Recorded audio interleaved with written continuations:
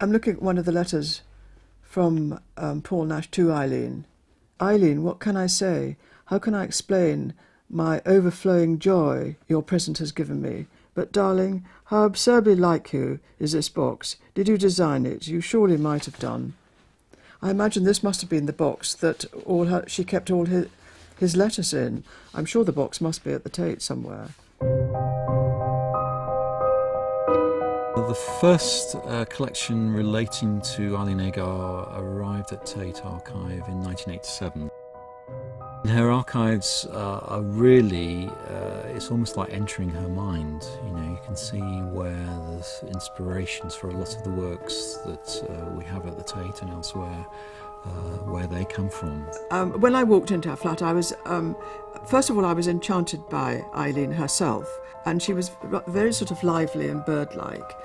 It's very generous of people to let you into their lives, first of all, let a stranger into their house, and then let you into their most personal things. The minute you walked in there, you were walking into the world of Eileen Agar. I mean, it was just extraordinary to see it, really. There are all the sorts of things that got swept up, as it were, in the studio, the bits and pieces that she would be building towards works that never actually get there, or the jottings towards works.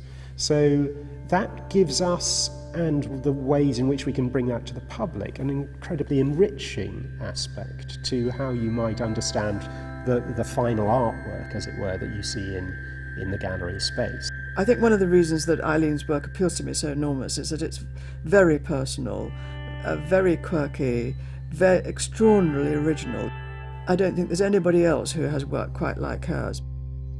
The thing about making a spark between two unrelated objects is really a key factor in Agar's practice.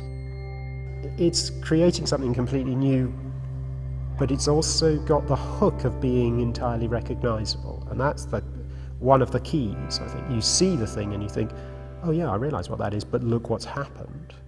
And it's the look what's happened that makes, for the audience at least, that makes them go away and think differently about the world for a minute, for an hour, forever. She kind of had a magpie eye. She would look at materials that she came across on the beach or in the countryside and would collect them and then create other objects from them.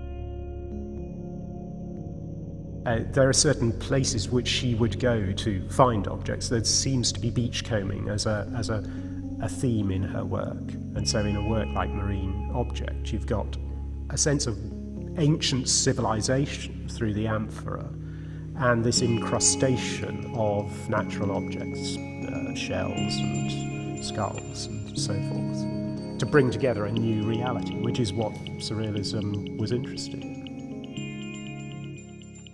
The first archive we received relating to Eileen Agar were these amazing love letters from Paul Nash to Eileen.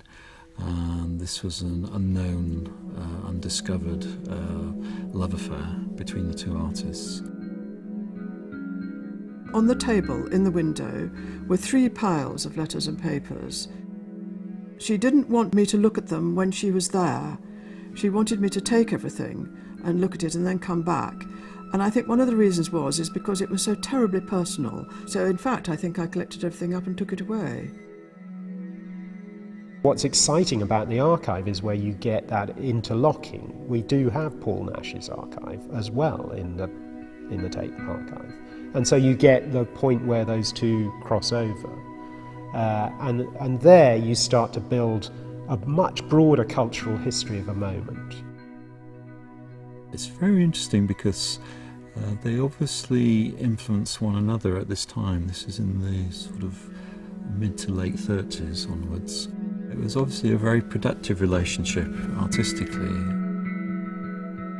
I think the archive is like Agar beachcombing.